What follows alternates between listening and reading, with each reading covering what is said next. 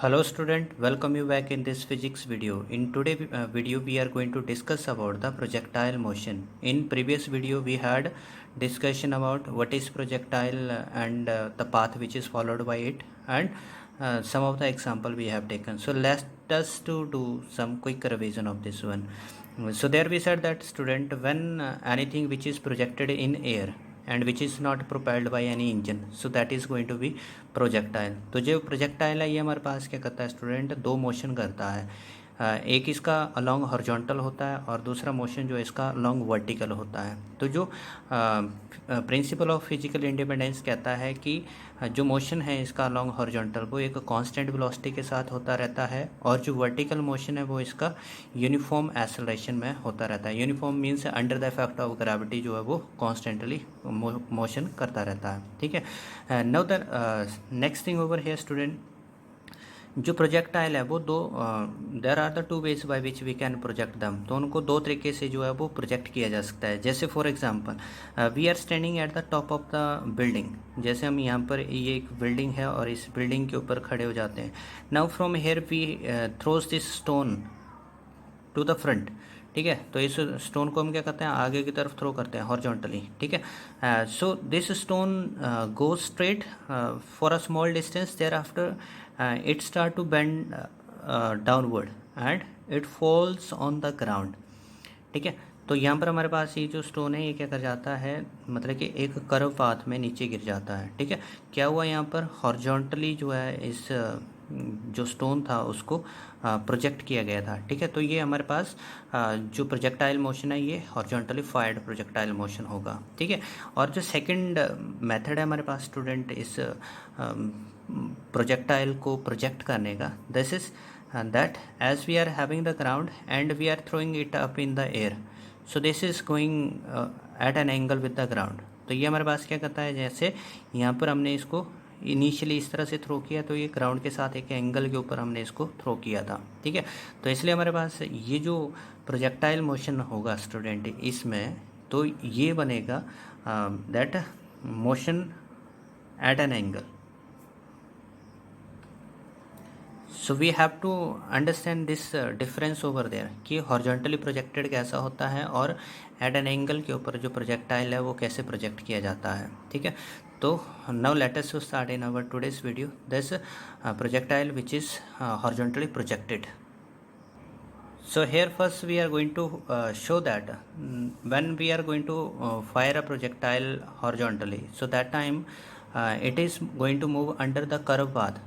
तो जो इसका पाथ फॉलोड होता है वो एक पैराबोलिक पाथ होता है। We have to prove this one. So for this purpose student I am just going to consider over here this is that tower which is over the ground, and let us suppose that this tower is of h height।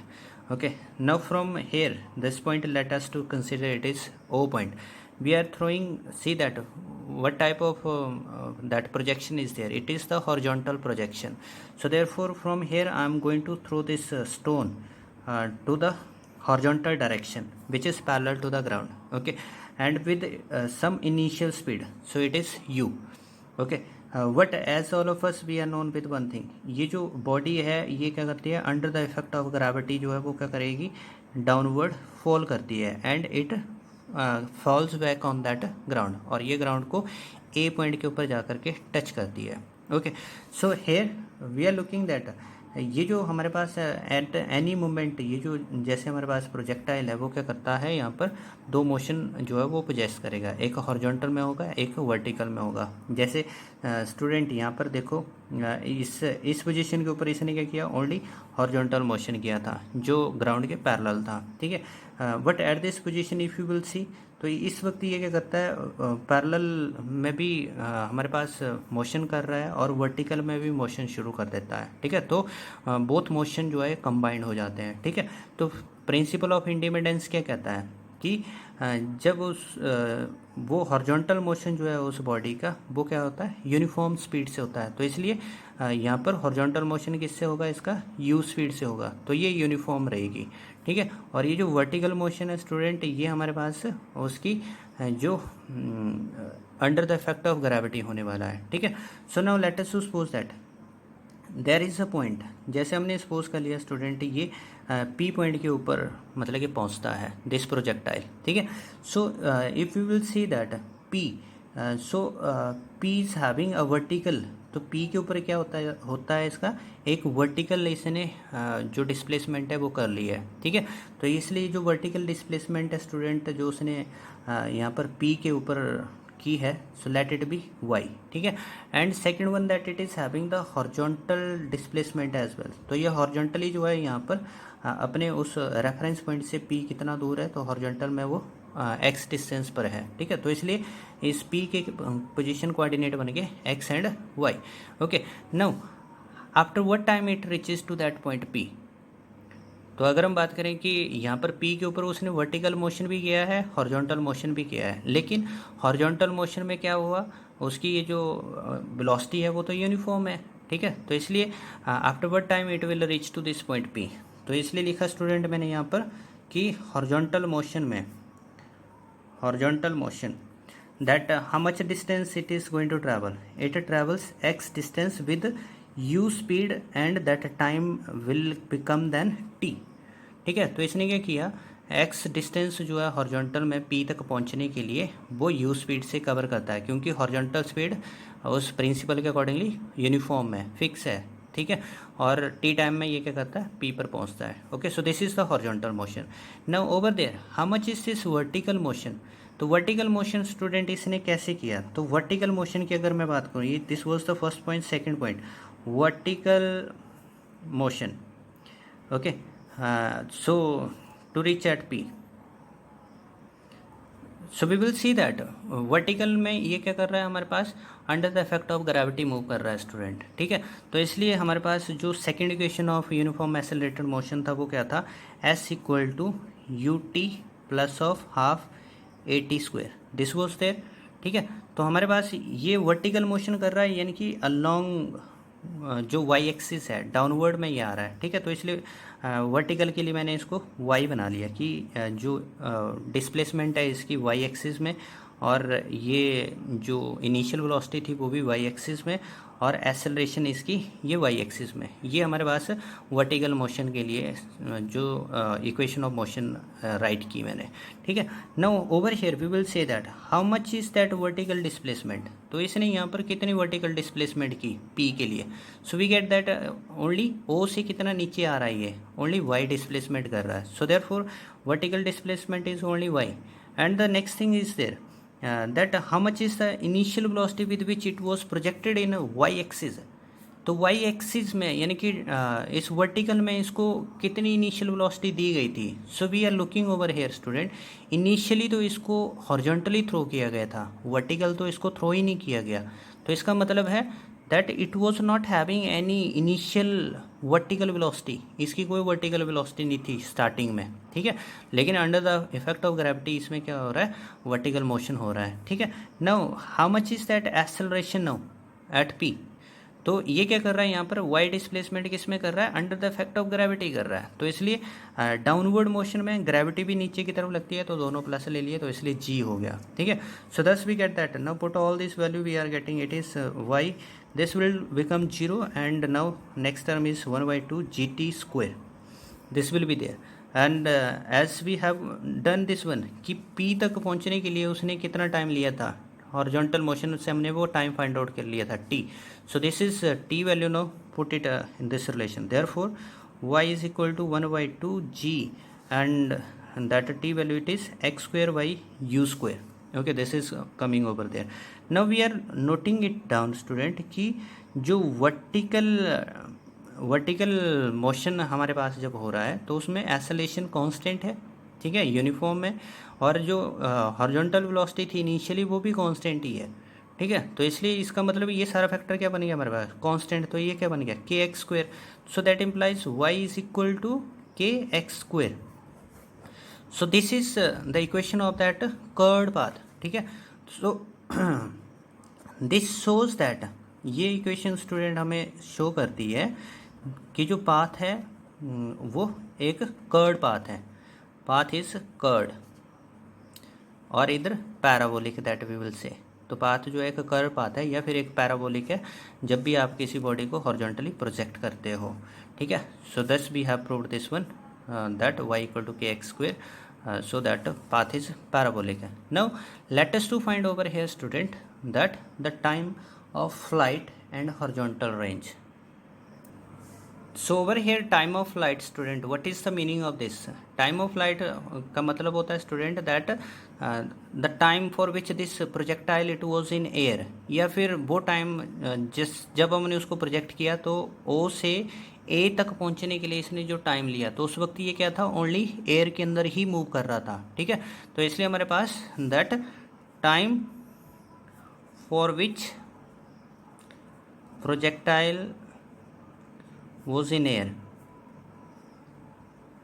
so it is from O to A, तो O से A तक जाने के लिए जो उसने time लिया, so this is said to be time of flight, okay। so now just to see that when it is going from O to A, तो O से A स्टूडेंट इसने कौन सा मोशन किया यहाँ पर, ओनली एक वर्टिकल मोशन किया। कितना मोशन, कितना O से ये ग्राउंड पर आता है, ठीक है, तो उसकी डिस्प्लेसमेंट कितनी होगी, h के इक्वल हो रही है, ठीक है। तो ये क्या कर रहा है, ओनली वर्टिकल मोशन कर रहा है, तो इसलिए देयरफॉर ये जो टाइम ऑफ फ्लाइट है उसको हमने कैपिटल T से डिनोट करना है। सो यूजिंग, क्योंकि वर्टिकल मोशन है तो इसलिए वर्टिकल इक्वेशंस ही हमने यूज़ करनी है स्टूडेंट इसमें, using that second equation of uniform, क्योंकि इसमें जो ग्रेविटी है वो यूनिफॉर्म है, सो it is uniform acceleration, so therefore it is s equal to ut plus of half at square, okay. तो वर्टिकल है तो इसलिए आप वर्टिकल में displacement, vertical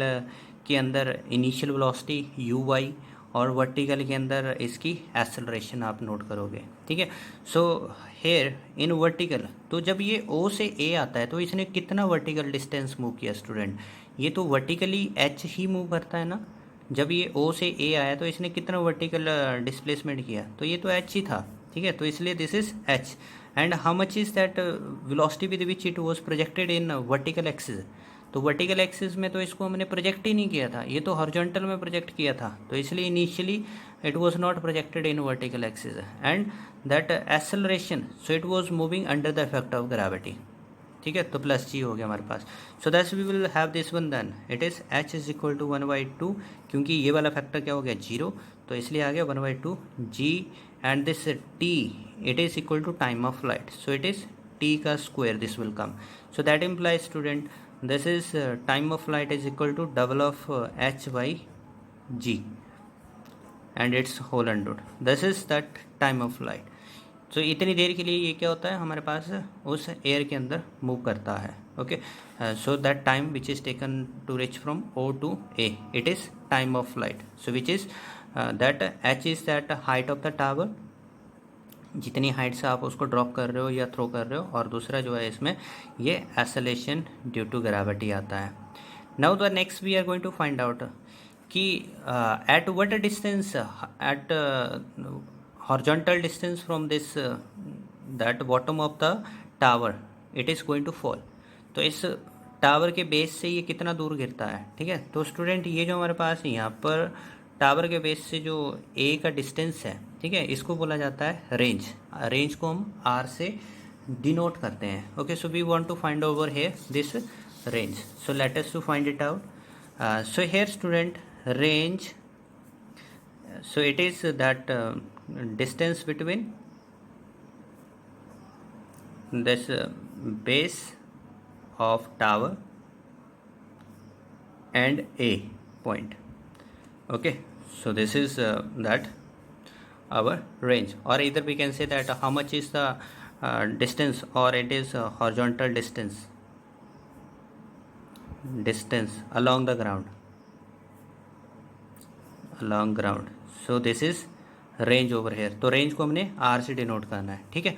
so no see over there, range मतलब कि ये क्या है, एक डिस्टेंस है, और डिस्टेंस को हम कैसे निकालते हैं, स्पीड इनटू जो हमारे पास डिस्टेंस जो है वो स्पीड इनटू टाइम से निकाला जाता है, ठीक है। तो इसलिए ये हॉरिजॉन्टल डिस्टेंस किस से ट्रैवल करता है, तो हॉरिजॉन्टली इसको u स्पीड से थ्रो किया गया था स्टूडेंट, वो तो फिक्स है ना, तो इसलिए हॉरिजॉन्टल मोशन जो है ये उस u स्पीड से ट्रैवल कर रहा था, ठीक है। तो इसलिए जो रेंज हुई हमारे पास, this is equal to speed into time, ठीक है।